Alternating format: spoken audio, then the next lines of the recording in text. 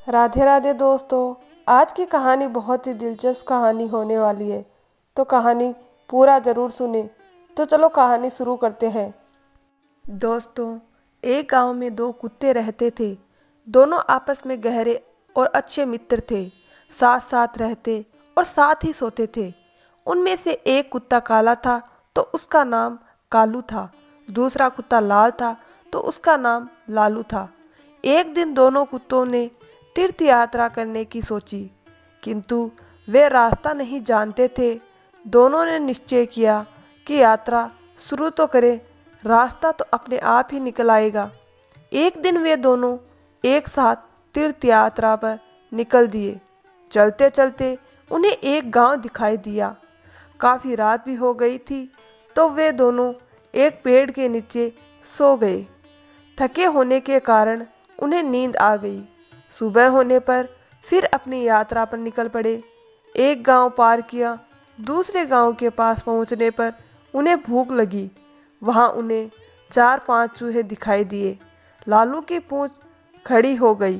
वह कालू से कहता है, क्यों बड़े भाई, आप फरमाओ तो मैं इन 3-4 चूहों की चटनी बना डालूं। कालू ने गर्दन हिलाकर कहा, नहीं भाई लालू जी, हम तीर्थ यात्रा पर निकले हैं और तीर्थ यात्रा में किसी की हत्या करना पाप होता है।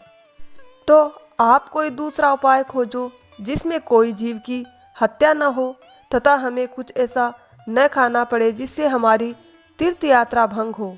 दोनों कुत्ते एक चौराहे पर रुक गए। वहां पर एक मंदिर था।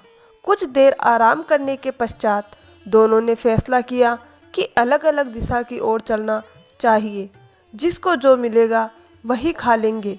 एक साथ चलेंगे तो दोनों में से किसी का भी पेट नहीं भरेगा। कालू और लालू दोनों अलग अलग दिशा में निकल गए।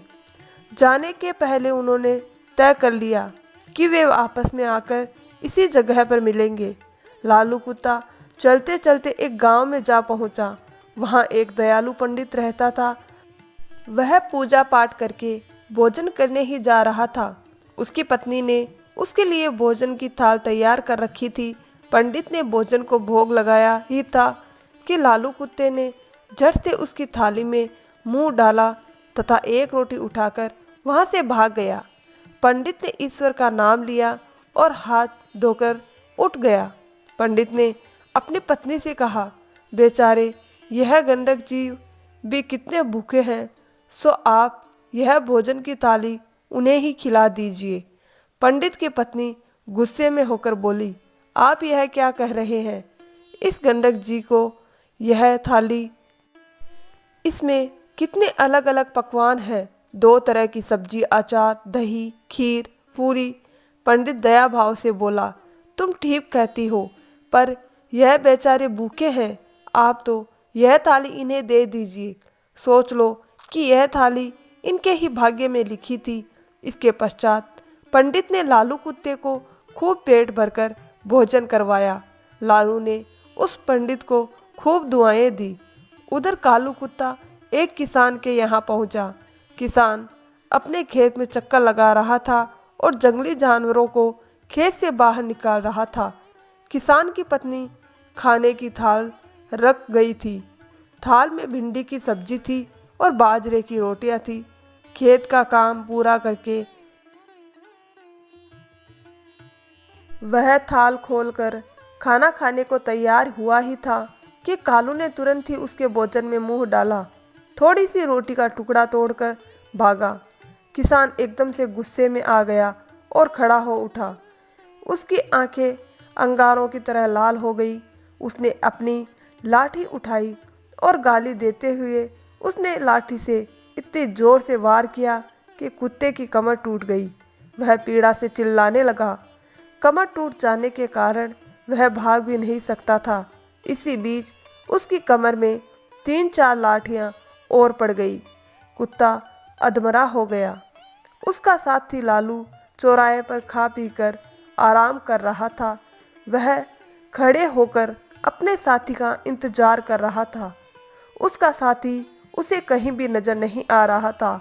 लाचार और उदास होकर वह चौराहे पर बैठ गया। थोड़ी देर बाद उसे कालू अपनी तरफ आते दिखाई दिया। वह खुश हो गया। वह जल्दी से उसकी ओर भागा। उसकी टूटी हुई कमर देखकर वह बहुत दुखी हुआ और पूछने लगा, भाई तुम्हारे साथ ऐसी दुर्दशा किसने की? कौन पापी है जिसने एक रोटी के लिए तुम्हारी कमर ही तोड़ डाली? कालू की आंखें भर आई।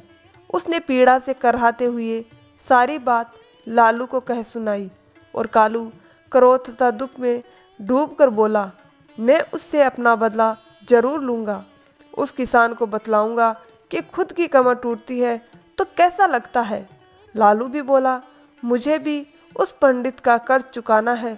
उसने मुझ पर कितनी कृपा की है, मैं रोम रोम से उसे आशीष देता हूँ। इसी प्रकार बातचीत करते हुए कुत्तों ने अंत में यह निश्चय किया कि उन्हें प्राण त्याग देने चाहिए तथा प्राण त्यागने के बाद उनके घरों में जन्म लेना चाहिए। इत्तफाक से ना तो किसान के घर कोई पुत्र था और ना ही पंडित के। दोनों कुत्तों ने मंदिर के आगे जाकर अपने अपने प्राण त्याग दिए। एक ही पल में दोनों को मृत्यु प्राप्त हो गए। कुछ समय पश्चात कालू ने किसान के घर जन्म लिया। किसान बहुत खुश था, किंतु उसकी खुशी अगले ही दिन विलुप्त हो गई। घर में एक पुत्र के जन्म होते ही उसकी पत्नी अस्वस्थ रहने लगी। उसका बैल मर गया। पहले जन्मदिन पर किसान के हरे भरे खेत को जानवरों ने तहस नहस कर दिया। दूसरी तरफ पंडित के घर भी पुत्र का जन्म हुआ। पंडित और उसकी पत्नी बहुत खुश थे। कुछ समय बाद पुत्र के बड़े होते ही राज दरबार में पंडित का पद ऊंचा हो गया। पंडित ने राजा को एक युद्ध में जीत की बात बताई। 1-2 दिन बाद राजा युद्ध जीत गया। इससे खुश होकर राजा ने पंडित को राज पंडित नियुक्त कर दिया। उसे अपार धन तथा एक महल भेंट किया।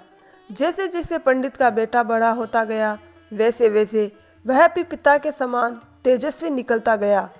उसने छोटी सी उम्र में सारे शास्त्रों का अध्ययन कर लिया। वह बड़े बड़े विद्वानों और पंडितों को शास्त्रार्थ में हरा देता था। इससे पंडित के जीवन में 4 चांद लग गए थे। उधर दूसरी तरफ किसान का बेटा नकारा निकला।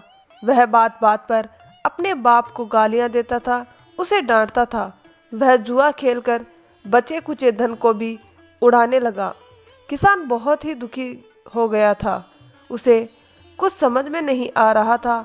आखिर अंत में उसने सोचा कि इसको सुधारने का कोई उपाय करना चाहिए। इस तरह विचार करते हुए वह एक विद्वान व्यक्ति के पास पहुंचा।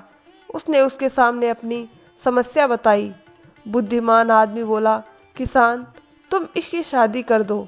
शादी न केवल अच्छों को सुधार देती है।